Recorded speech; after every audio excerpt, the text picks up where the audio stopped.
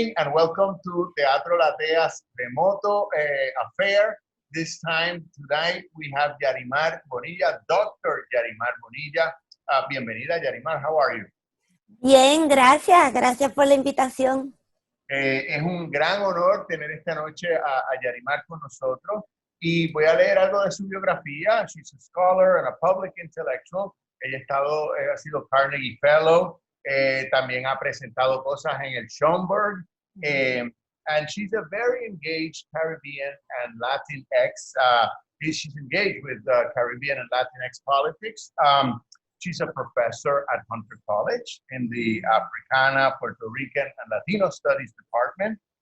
She also works, or teaches rather, in the PhD program at the Graduate Center. And she's written some amazing books, Non-Sovereign Futures, French Caribbean Politics in the Wake of Disenchantment.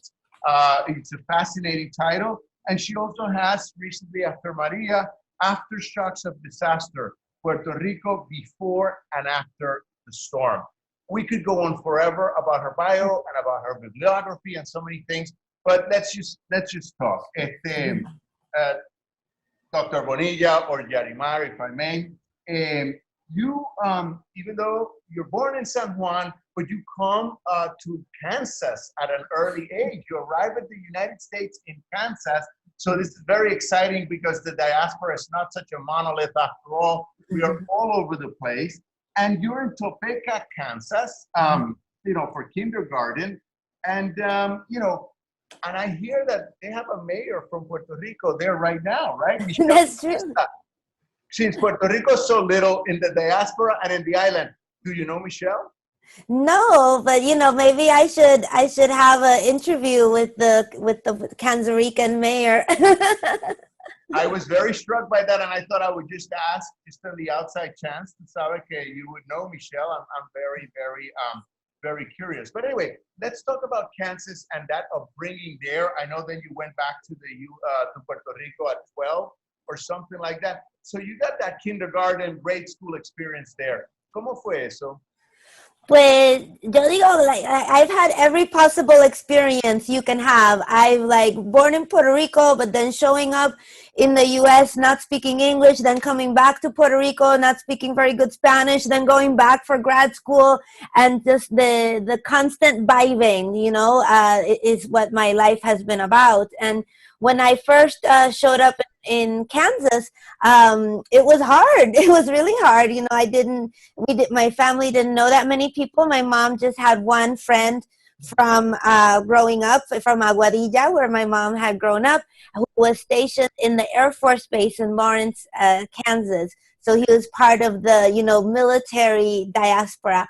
And she wanted to go there because she didn't want to go to New York where all the Puerto Ricans were. And I'm always like, Mommy, I could have grown up in the Bronx. I could have had all these amazing friends that now I have, but she wanted something different. And so we were there, but I was the only Puerto Rican in my school. I spent a lot of time by myself, and I have these memories of people talking to me and me not really being able to understand them. So I remember it like we're all underwater, like wah, wah, wah, or like the school teacher in Charlie Brown, where you don't really know what she's saying. But I also remember being completely, even though I was 5, being a smart kid and kind of understanding what was around me, but not being able to communicate, and the real, frustration around that. But, luckily kids pick up language fast, so. I kind of knew what was going on, but perhaps you couldn't participate or be as articulate as you, a hallmark of your personality, I would say, today, academically.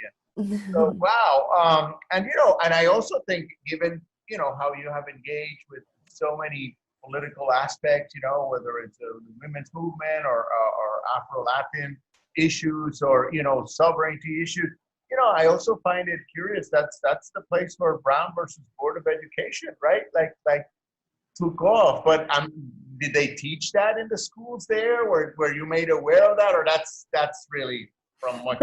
Yeah, maybe they teach it later. Definitely not in kindergarten and primary school, which is what I did in Kansas. Yeah.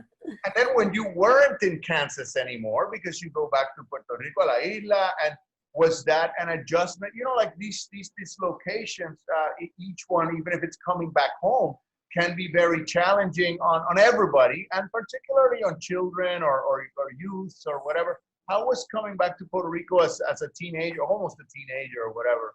Yeah, well, a lot of folks in literature and the humanities, they talk about this idea of the impossible homecoming, and I think that's how once you are like a deracinated person, it's like you're always going to be uprooted, right? And so I feel like that's, for me, I just have like multiple roots, and so I came back to Puerto Rico, and then suddenly people were teasing me because I was, de afuera, and coming back, and my Spanish was not quite right, and my style was also not quite right, coming from Kansas, and then I lived a short time in Arizona as well. And then I came back to Puerto Rico, and everyone seemed much more fashionable than I was. It was the 80s, so it was like lots of neon and a different style from now. But I remember needing a quick trip to La Tienda Cres to get the latest wear. La moda que es, la tiene Cres. You got hip to the Puerto Rican island style. Oh my God. Bueno, pero even though, disconnected and or so many, connected to so many different places, me parece a mí que entonces los hogares son académicos. And it seems to me that academic home, the University of Puerto Rico, was for you, as for so many others, a great anchor, a great home, a great spur. Maybe you can talk to us a little bit about that, that moment when you're like, wow, estoy en Puerto Rico. By then, a couple of years have gone by. You go to the university, and what happened at La UP? Yeah, I think that's such a great way to put it. Like, at UPR is where I discovered like my Puerto Ricanness, right? Where I learned about Puerto Rico, where I kind of got centered in what I wanted to do and what I wanted to contribute to Puerto Rico. I initially entered UPR under the communications program because I originally wanted to be a journalist. But then I started taking courses in social sciences, and I decided what I really wanted to be was a kind of foreign correspondent and travel through Latin America, because right away my interest was in placing Puerto Rico in the broader Caribbean and the broader region, and kind of trying to understand our particularity and our particular issues in relationship to the issues that our neighbors face. So I decided to get my degree in Latin American Studies. So that's, my major was in Ciencias Sociales General con concentración en el Caribe. And then I got my master's degree in Latin American and Caribbean Studies. And then I went on to the PhD in anthropology. Well, but then this awareness, and that's a rare awareness, probably comes to have in the islands, not just in Puerto Rico. When you're in Puerto Rico, en Cuba, en la República Dominicana, Jamaica, Guadalupe, a la que le han dedicado tus esfuerzos, you don't have that big of a context. So that you had that quote unquote awareness and wanting to put Puerto Rico in a broader context, particularly in the Caribbean, because we usually dismiss the Caribbean. It's like we don't live in a neighborhood. We're just this alone little island looking north all the time. And so where does the curiosity for that broader context come from? From the Topeka, Kansas, an awareness of Puerto Rico as an island from outside? How did you get to that? I think that was really at UPR. I mean, I became interested in Puerto Rican studies, but also the courses that I was taking with folks like John Stinson, Carlos Gilbe, Jorge Duani, who was one of my professors, So I had all these Caribeñistas, also Lowell Fiet in the English department. And so, all these professors really kind of tuned me in to what Caribbean studies was. And so I started reading Caribbean authors and Caribbean academics, in history. And that's when I was like, oh, this is what Puerto Rico is a part of, and so that started for me at UPR, but even more so in graduate school when I started reading stuff like Sidney Mintz, anthropologist in the Caribbean, and all this literature about what defines the region as a whole. And I realized that a lot of the things that I thought defined Puerto Rico or were very particular to Puerto Rico were actually, things that we share with our neighbors and that are best understood if we think about them in relationship to our neighbors. And so I think the curiosity began at UPR, and it just sharpened in grad school. And as I learned more and more about the Caribbean and traveled throughout the Caribbean, did research, etc., it just has really helped me in thinking about a lot of the questions that we sometimes narrow very specifically, even the question of status and of our relationship to the United States, which we are always talking about Puerto Rico as the last colony, the oldest colony, the only colony. And the fact is that we're not that weird. We actually have a lot in relationship with Guadeloupe, Martinique, Curacao, as well as Hawaii, Guam, Samoa, and so for as long as I can remember, my interest was in placing Puerto Rico in these broader networks and to kind of break with some of the insularism that can sometimes characterize Puerto Rican studies. So that starts becoming crystallizing when you go to grad school. And I know you went to the University of New Mexico for your master's, then you did your PhD at Chicago. And I find that also very, very inspiring, because then you go to the Midwest, well, first to the West and then the Midwest kind of thing. So then you're also exposed to the North American Mexican diaspora, which is another. I always think we have the Puerto Ricans, we arrive here, the Cubans are coming from Miami, and then the West Coast used to be Mexico, and they're coming back home. So how was that exposure to the Mexican dynamics, or Chicano, Mexica, whatever? Yeah. How was that? How did that factor? Well, I think factor into your Caribbean view? Yeah, I think, in general, sometimes in Puerto Rico, we think of the United States in these very homogenous terms. And so, like you said, I've lived in Kansas. I also lived in Chicago for a long time, Midwest. Had the experience of being on the West Coast, the Southwest, which is very particular with its indigenous communities, Native American communities, and also these folks that are not Latinos, but they're Americans, but they say the border crossed them, and so they're kind of Spanish descendants in New Mexico, really particular histories. And then my first job was in the southern United States, in Virginia, in the Confederacy, so that was a crash course, and that's one of the things I wish, in Puerto Rico, we need to learn more about our neighbors, but we also need to learn more about the United States, and it's different histories. I mean, there was so much that I didn't know about the southern United States, about also kind of the history of the diaspora and its connection with, African American struggles, Native American struggles.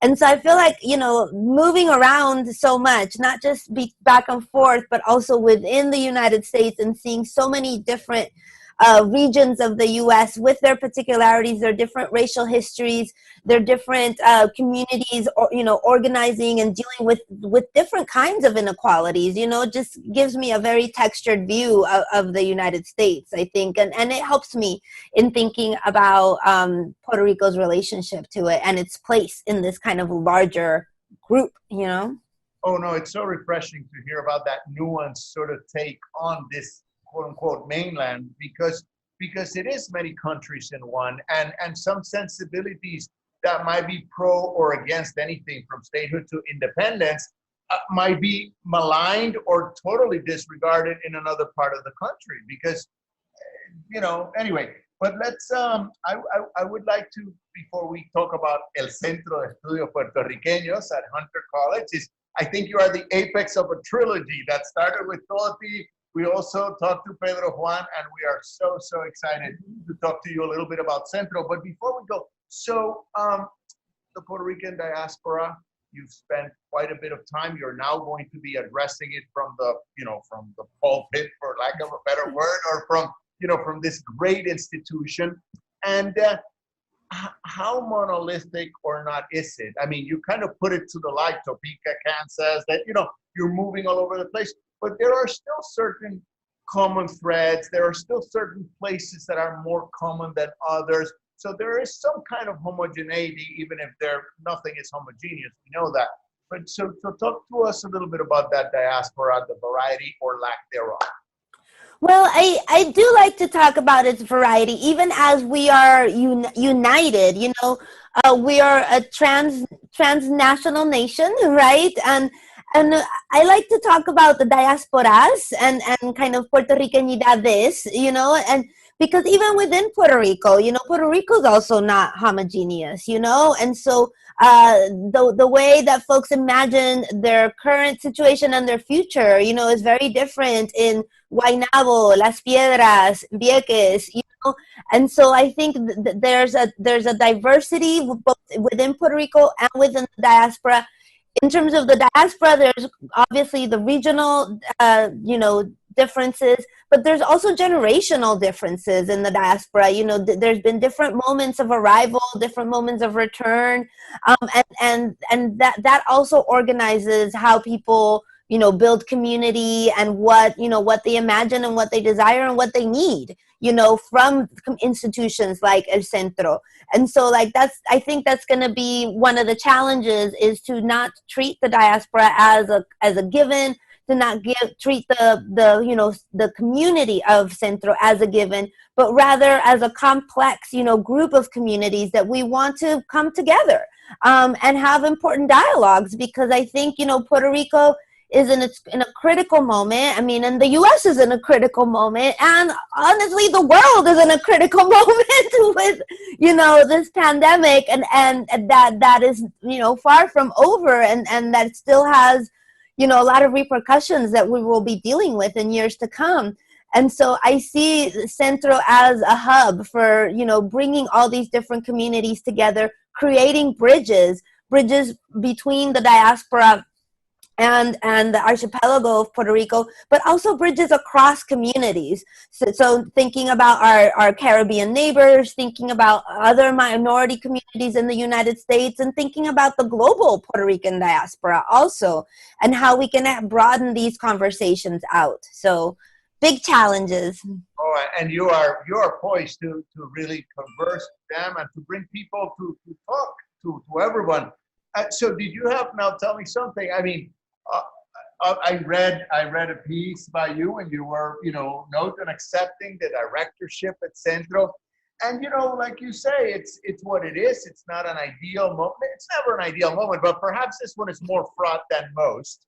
And so just personally, did you have to think a lot before accepting the position, or like, even though you wrote and you say, well, listen, it's an interim thing, I gotta, you know, check it out, see what can be done, how it plays out, and then, you know, throw my name in the hat for something later. But even just to take that interim, did you have to think a lot, or you said, let's do it, let's go?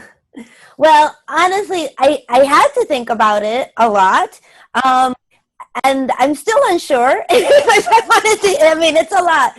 But even as I thought about it, I realized that I couldn't think about it. That, I mean, I felt like I was asked to do something that I couldn't say no to, honestly. I mean, if you have a chance to contribute to your community in this way, and you think, I mean, I think I have things to offer. I think I have things to say. I think I have bridges to build. And so to be given this chance, I kind of couldn't say no, even though I also like thought a lot about it. so yes and no, but yeah, a lot of thinking just to end up as like, well, I mean, I gotta do it. so yeah, so a confusion dilemma, you know. Yes. Well, you know, I think now that you're talking about all those communities, you know, that make up the archipelago that is Puerto Rico, and how you also want to bring the neighbors, Cuba, Santo Domingo, or Haiti, you know, Guadalupe, Martinica. It seems to be that in the original DNA of Centro, and, you know, I think Centro has woven in and out of that DNA, depending on folks. It was more diaspora, as in United States diaspora, and you know, because of our destiny, for lack of a better word, this past few years, and everything that has happened compounded to the Puerto Rican nation, and starting with the bankruptcy, you know, and other things.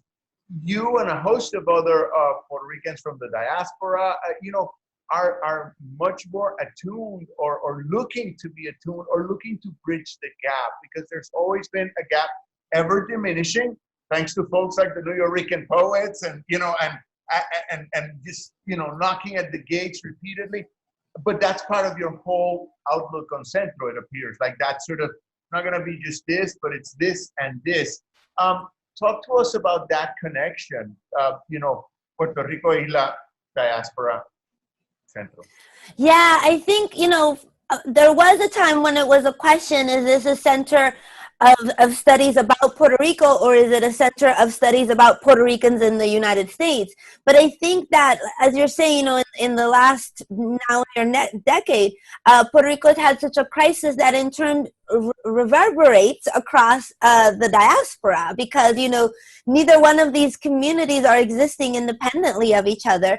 So the things that happen in Puerto Rico impact the diaspora, transform the diaspora, grow the diaspora, and also require more of the diaspora. And I think that, we've seen since Maria, something that any of us who have lived in the United States at any point already knew, to what extent Puerto Ricans in the quote unquote mainland, I prefer to say the 50 states, are living and breathing Puerto Rico all the time, right? And so that's something that we all know. I think a lot of people in Puerto Rico didn't know that and saw that after Maria. Like I talked to people who said, wow, this cousin that I barely even knew in Connecticut sent me a generator. I didn't know they cared about us that way, And so I think that Maria, in Maria, the diaspora became the first responders, in that moment of state failure and state delay, and proved the fact that they had always been there. They had always been there advocating for Puerto Rico,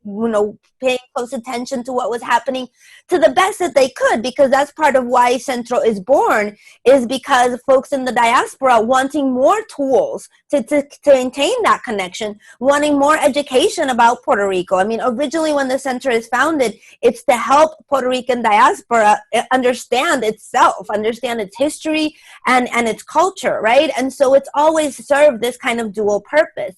And so I think that in this period, more than ever, I think that this understanding of both Puerto Rico and the diaspora as a unit, that is in constant movement and dialogue and mutually shaping each other is undeniable. And so, obviously the focus has to be this kind of broad transnational unit and community that we are.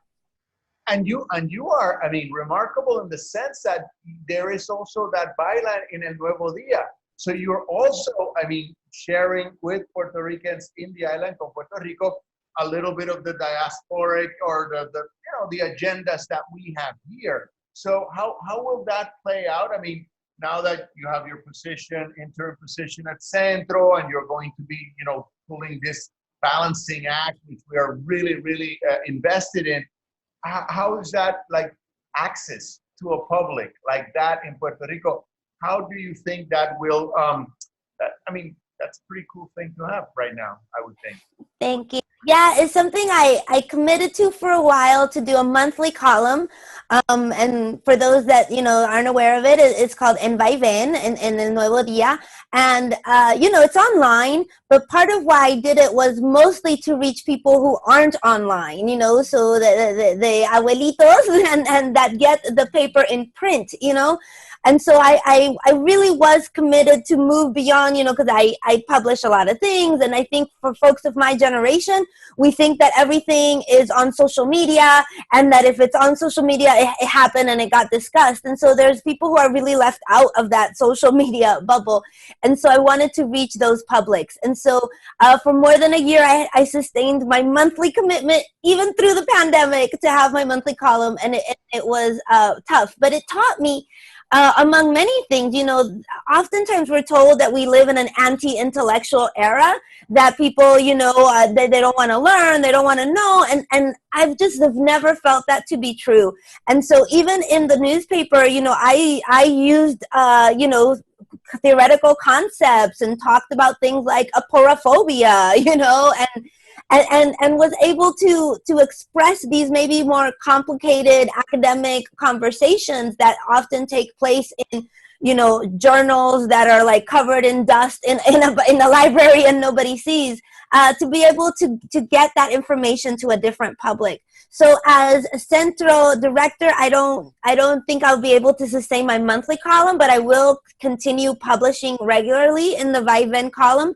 And I also hope to have a regular column from a Centro or something like that, communicating again to this larger Puerto Rican audience, both, you know, those who read it online and those who read it in print, about the things that are happening at Centro, our research, you know, findings, our public events.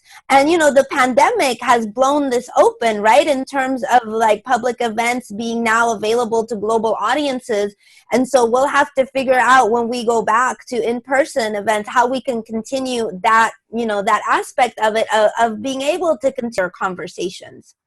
And what initiative, like, you know, I'm sure you have so many ideas, and yet there's realities, and then there's whatever, red tape or all the melodrama of vulgarity that you will have to also address.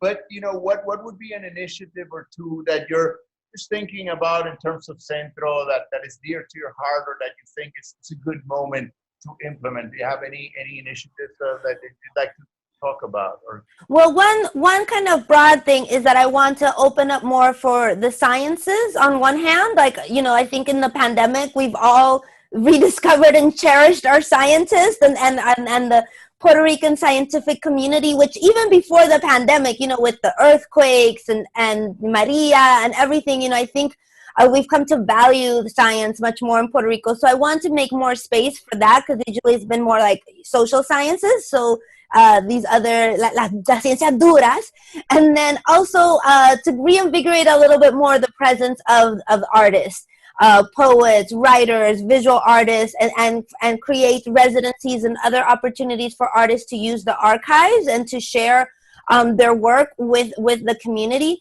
So those are two kind of broad ways I want to expand Centro. And then in terms of public conversation, I'm gonna, una premisa aquí para ti, but, you know, I've been thinking we need to have a conversation about status, you know, with the two bills that are in Washington right now, and with the way that, you know, the possibility of decolonization for Puerto Rico has become a much more mainstream public conversation.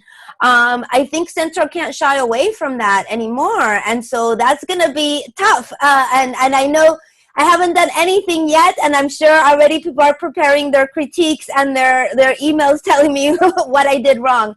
But I do think we need to have it as an educational conversation, both a historical conversation and just to move beyond like kind of spin and talking points and the narratives that we've all heard over and over again, but to kind of, if we're going to actually take this seriously and not just talk about it, there are some, you know, hard questions that we need to ask and answer. Oh my God, and you just took my next two questions. You just destroyed them. Anyway, it was all about that, about how Centro is going to address that, because you've dedicated quite some intellectual wavelength to the subject, and how important it is, that sovereignty issue, how it really pervades this transnational community, right? Yeah. Well, that's the thing. I mean, anyone who knows my work knows that I don't take for granted what sovereignty is. I don't simply think it's a synonym for independence.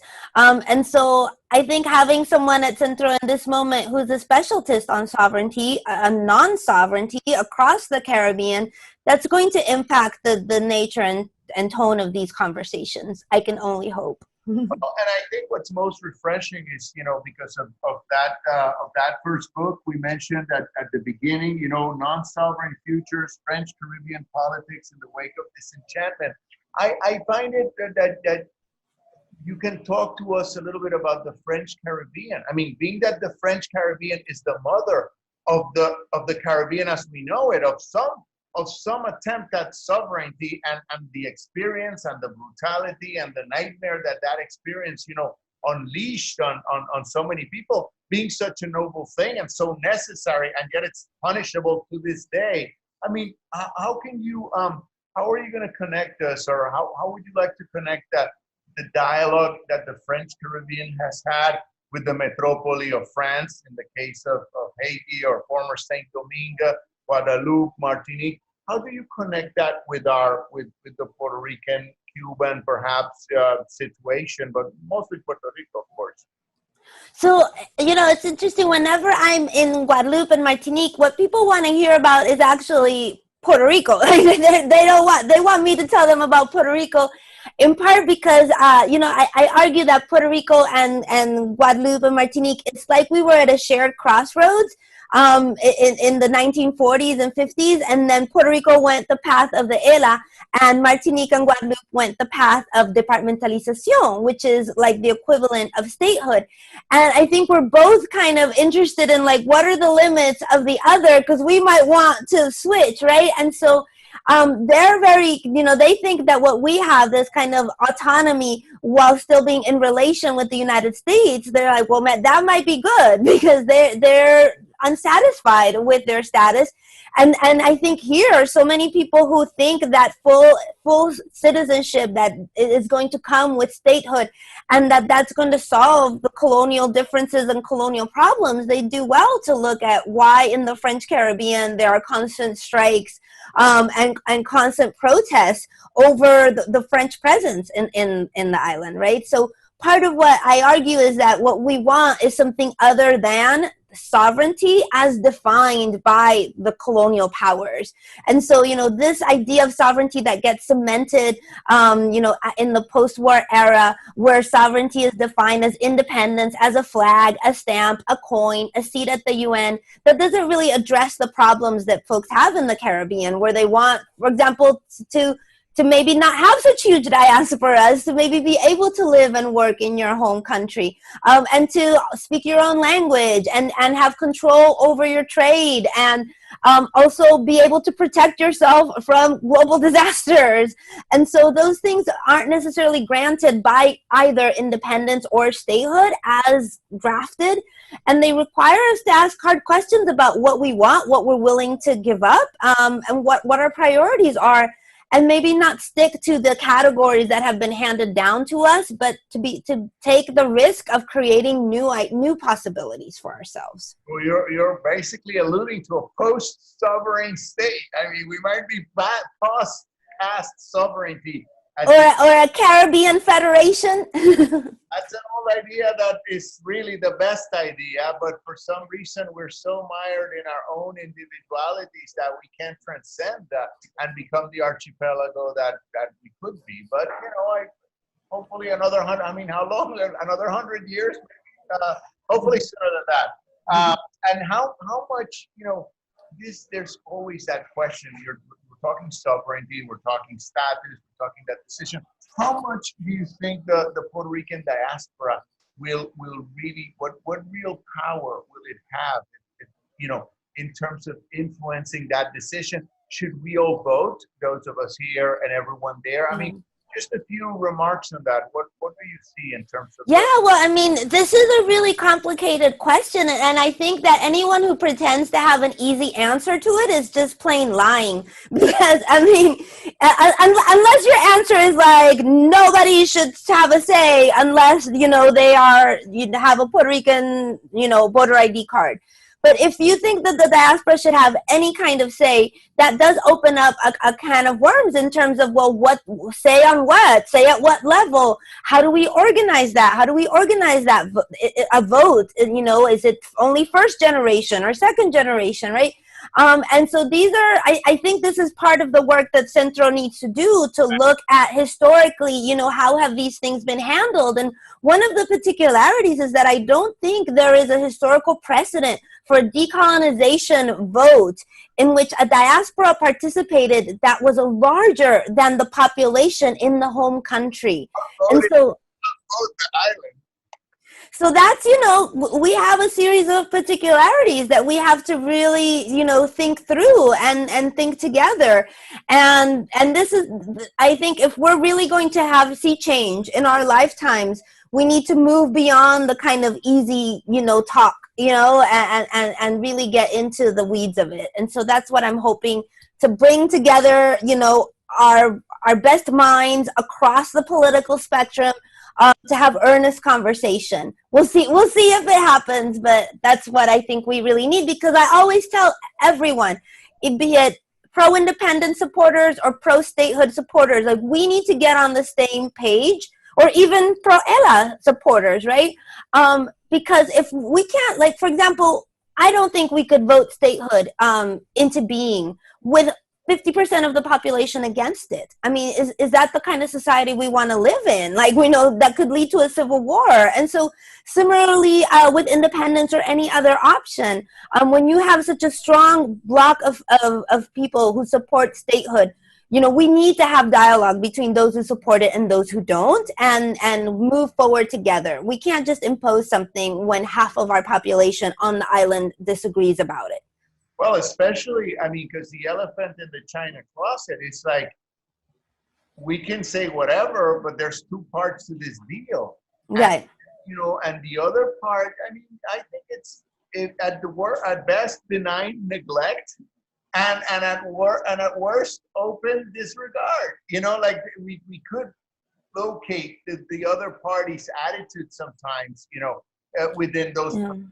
Maybe there are other parameters. I think we also, I mean, you know, there's always such a focus, and thank you for making that point, because, you know, there's always such a focus on Puerto Ricans needing to get together, figure out what they want, self-determine, whatever. But the United States never speaks clearly about what they want, about why they have wanted the status that we have. Because every time they try to do a plebiscite without that status, the U.S. government doesn't want that, right? So they've been invested in the territorial status for all this time. They helped bring it into being, you know. They worked hand in hand with Luis Muñoz Marín. They they rewrote our Constitution, you know, so this was clearly the status the U.S. government wanted.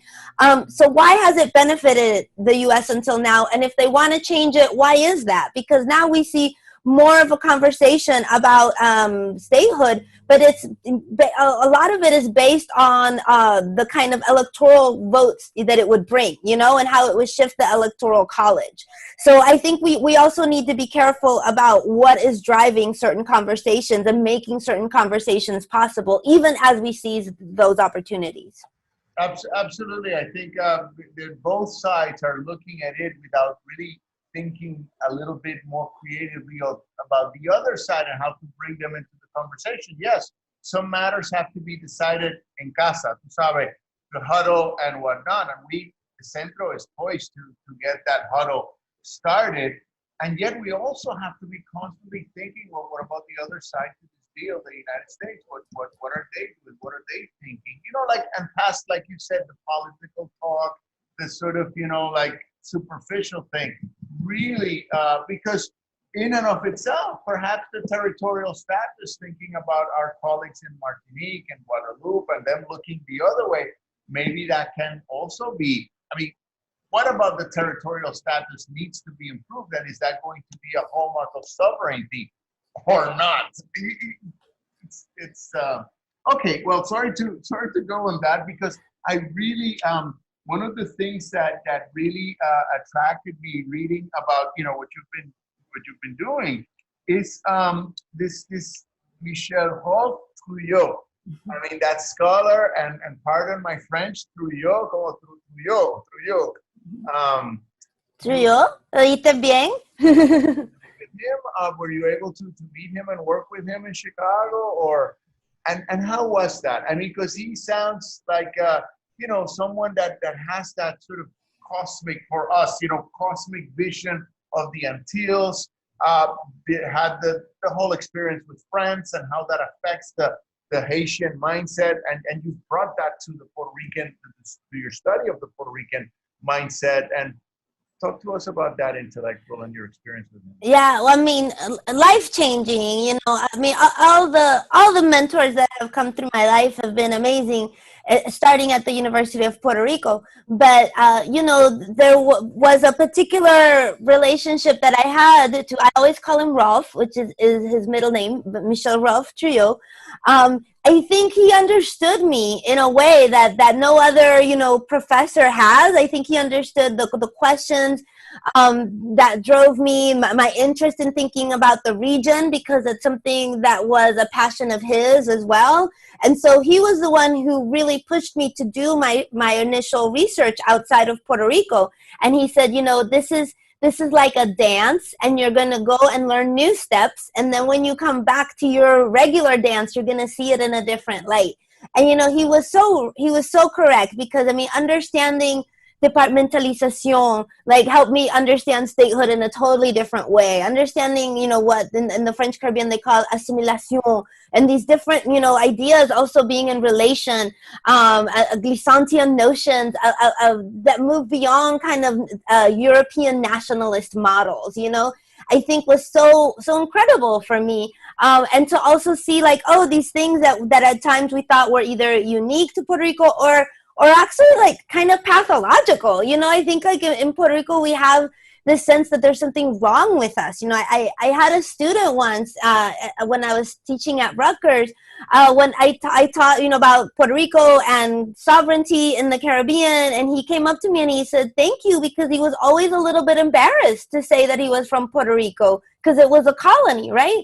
And so to help him understand that it's not about a kind of failure on the part of Puerto Ricans, but a failure on the part of empire, you know, and not really a failure, but actually a success on the part of empire to rig the game of sovereignty against, you know, the original colonial societies, you know, is something that I think is an important lesson and an important departure point for thinking about Puerto Rico. And so, you know, Rolf was the one who really encouraged me to move out from Puerto Rico. He also encouraged me to in some ways delay some of the kind of more political work that I wanted to do, and more, you know, kind of public scholarship kind of work that I wanted to do, until I had really kind of cemented some of my scholarly credentials. And you know, I think that might be different for current generations. And I get asked this question a lot by grad students, because, you know, they're often told by their professors to wait, to not, you know, to follow this very traditional path.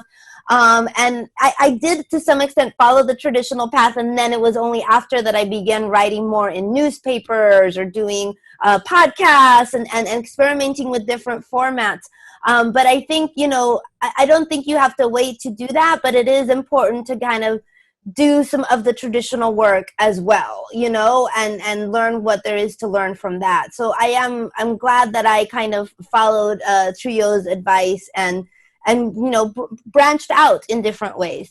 And there's a edited volume coming out in the fall, the Trille Remixed, which is a collection of Trille's work, along with some critical essays by myself and the other editors of the book. So everyone can read about this amazing historian and political theorist and intellectual that shaped so many of us in the academy. Well, I hope here at Latea we can do something with Centro about Trille. That would be a remarkable project. And but, you know, were you able, because, you know, reading up a little bit on Trille, did he share? I mean, it says he was a songwriter. He talked about Tambo Liberté, you know, the freedom as a theater, you know, his theater company that we, so obviously this is someone that also comes with a rich internal sort of imaginary and generosity, as the artist generosity. Was that evident? Did he share about that? Were there videos, or did some of that artistic thing come to bear in your experience of Trille? No, and it's really crazy. So this essay I wrote, Remembering the Songwriter, I talk about an anecdote that he told me in grad school, where I said to him, oh, you know, complaining about nobody knowing what an anthropologist is. I'm like, when you're on an airplane with a stranger and they ask you, what do? Do you say you're an anthropologist, or do you say you're a professor or writer or historian? Because he wrote a lot of history. And he was smoking a cigarette. He's like, I tell them I'm a songwriter. And he threw away his cigarette and went away. And I'm like, what? And so I thought I didn't know what to think. Like, I just was like, I can't process. I'm in grad school. I'm traumatized. I don't know. And it wasn't until after he passed away that I realized he was not joking in any way. He had written a lot of songs and was indeed a songwriter. And so part of what, that's why the volume is called Trio Remixed, and part of what we try to understand is how can we think of his musical work, theater work in relationship to his academic work. But it was funny that in his classes and to his students, he didn't talk too much about that. So I don't know, he always talked about having like kind of unfinished novel in his desk. And I don't know if it's also because both his brother and his sister were very accomplished novelists. And so maybe he felt that he wasn't the artist in the family compared to them, and so he was like the egghead or something in this family of intellectuals. But for someone who did break so many kind of disciplinary boundaries, I think he wanted us to be trained in the disciplines, even if then we were going to break those boundaries, but he didn't want us to start like doing a ethnography via a play or something, he kind of wanted the basics. Hardcore academic, and there are benefits to that, enormous benefits to be accrued from discipline, even if it's a bad word. And it sounds like Trujillo, acknowledged that at some point, or instilled that in some of his students. With you, I guess it worked. It sounds like it worked like a hitch, because you're both creative, or you're, doing all this creativity thing, but you have your dossier in order or whatever. Yeah, but my creativity is a little bit limited. I don't sing. I don't play any instruments. All I do is write in different formats. But yeah. Well, but you were mentioning before, just like we estábamos hablando de the status and how that's going to be one of the things that you're going to be looking out for at Hunter and propitiating and general. So you also mentioned the arts, and Hunter, El Centro at Hunter has a long history of amazing people. When Toti and I were having our tertulia, Nestor passed away, Nestor Otero, who was one of the guys that did some of the early covers. My mentor Juan Sanchez has some amazing work for Centro. I've been called every now and then by Toti to serve, and so how do you see the arts intersection now going forward during your time at Centro? What do you want to do? Visual, music, poetry, and where and how? Well, I mean, first of all, I plan to do kind of listening sessions to hear from other folks what they want, and how I can support their artistic practices. But one thing that I will say is that I don't want artists to just come in as artists and now is art, but rather in the way like the Aftershocks volume, I feel like, scholarly voices, journalistic voices, and artistic voices are woven together to speak to trauma, to speak to disaster capitalism. And so what I expect is to have a different, different methodologies and different kinds of storytelling modes, and argumentative modes folded into every part of Centro. So it's not kind of like a separate realm, but rather that everything that we're addressing needs to be addressed from interdisciplinary and multimodal and multi-methodological perspectives. So even as I do kind of place like a special attention, like let me ensure that there is, more space for artists to come in and that they feel that Centro is there helping them. I don't want to signal it out as a kind of separate brand of knowledge making or producing, but rather as integral part of our intellectual community.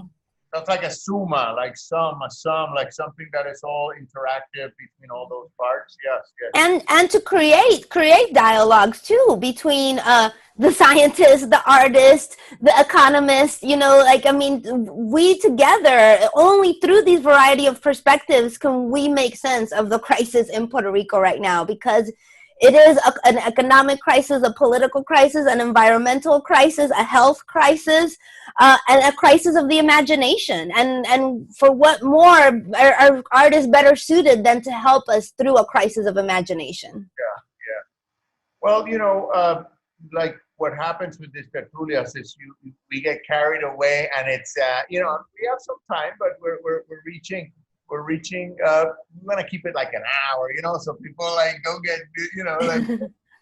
but I wanted to touch on, we're in New York. You've been a New Yorker. You know, we're here. But a routine. And obviously now routine, the COVID and everything. But you know, talk to us a little bit about your New York routine. Like, where do you like to go? What do you like to do when you know, after writing?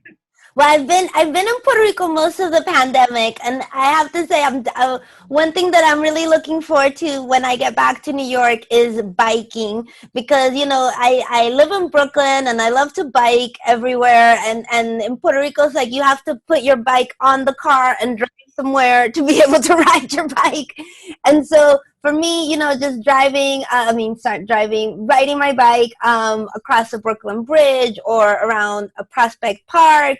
And like an ideal day for me would be to wake up at home, to maybe do a little writing, do a little reading, then get on my bike, go to lunch in a coffee shop, do a little more reading because I'm a nerd, and then ride my bike in the, you know, as the sun is setting. I especially like it when it's a little dark and people start turning on their lights and you can peek in their windows, because the anthropologist in me I always love to look at, like, ride my bike around the brownstones and look around at how people are living. Well, since you've been more in Puerto Rico than here, I don't know where in Puerto Rico, but if it's San Juan, that happens in old San Juan quite a bit when you're walking around at dusk and you see the lights of people in the old city, and you can actually peek into a living room much more directly, perhaps if there's no glass, you know, through the bar. So while you've been there, since pandemic has seen you more in Puerto Rico than here in New York, what's the Puerto Rican routine?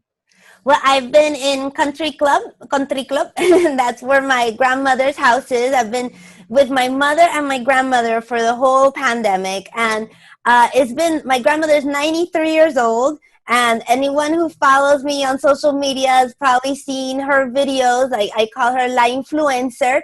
She has her own Instagram channel under the name Bad Monsi, and I've really enjoyed the pandemic, like making videos with her and talking to her. You know, the pandemic created this space of you know, just sitting with nothing to do. That's something I had not been bored since grad school, you know, and at first I'm like, what is this weird feeling? Oh, I'm bored. I've not had that.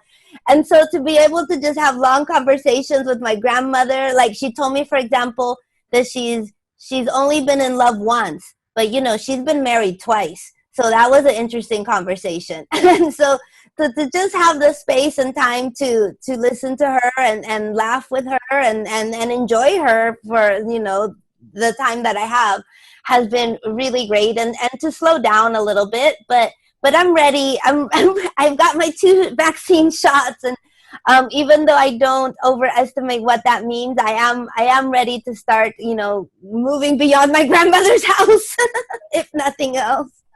I mean, so am I. I think so are we all. But by the same token, I find myself, you know, wondering this period of uncertainty. Like, did I hear the word go? Shall I start running? No, we can't run. You know, I'm trying to hedge and thinking, well, maybe 2022, like a fall or a little bit in the winter, because yes, we all want to open. We all want to go to school. We all want to go teach and learn and see other people, let's say, in the academic world, right? That you inhabit partly, like I, and yet by the same token, it's like, should we really have that hope that fast, or what's going to go on anyway?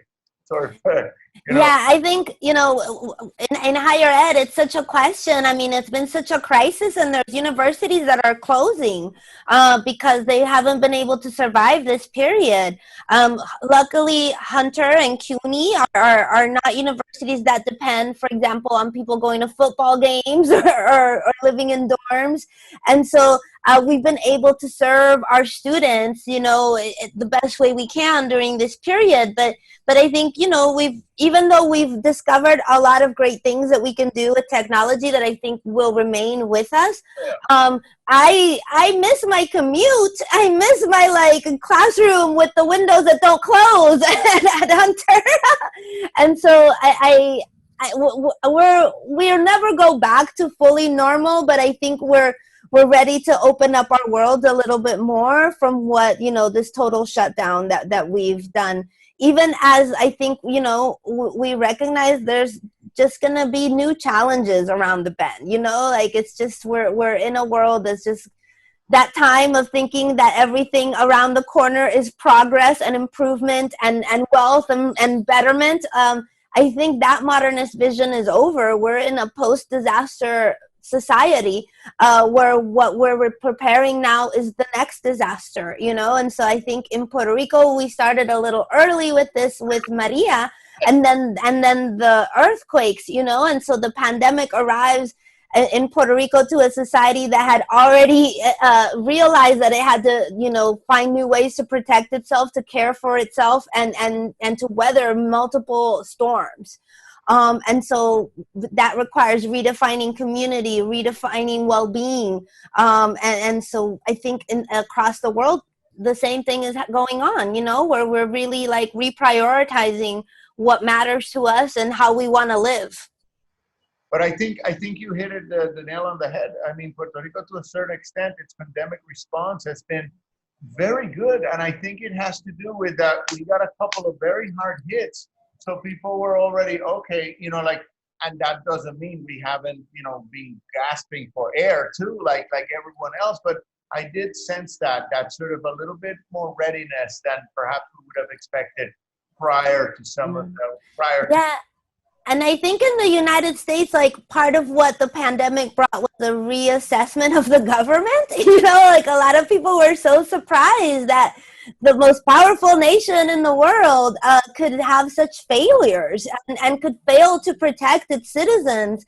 And so I think in Puerto Rico, we'd already lived through that, you know, and we kind of already knew that we had to ensure our own well-being. And so I think that's part of why folks were so quick to do what they could do on an individual level, you know? So they're like, okay, mask, sanitizer, vamos, you know, and not resisting those kinds of individual measures because there's not a kind of blind faith that the government will handle things. Dr. Yarimar Bonilla. Yarimar, I like to always end these things. I mean, you know, with one, I mean, we've had a nice coda right there talking about, you know, this, you know, Puerto Rico, the pandemic and our response. But give us some last words, whether they're pandemic, whether they're centro, whether it's like, I love that book is coming out. I hope, you know, we can all take a look at it and enjoy that remix. But last words, Yarimar Bonilla. Well, I'll just say, you know, it's a time of crisis. It's a time of uncertainty. It's a time of fear, you know, and I take that seriously. But I also think it's a time of change. In Puerto Rico, we've seen so many changes, you know, and such openings to new conversations that I think that in this time we might also see some positive change, you know, and just 2 summers ago, Puerto Ricans were making history in the streets, you know, and I think that the pandemic slowed, you know, a lot of that down, but I think that people are going to keep building together and dreaming together. And I feel hopeful about the possibilities of change in Puerto Rico in a way that I've never felt before. So even as, you know, there's a lot to be concerned about, I think there's also a lot to feel optimistic about and to move us to get involved and connect with each other in this time. So it's an important time for community building and connection as well. That's the best way to end this. Gracias a todos por sintonizar con la doctora Yarimar Bonilla, que va a ser la directora interina de Centro, es ya la directora interina del Centro de Estudios Puertorriqueños en Hunter College. Thank you, Yarimar. Gracias. Buenas noches. Gracias a ti.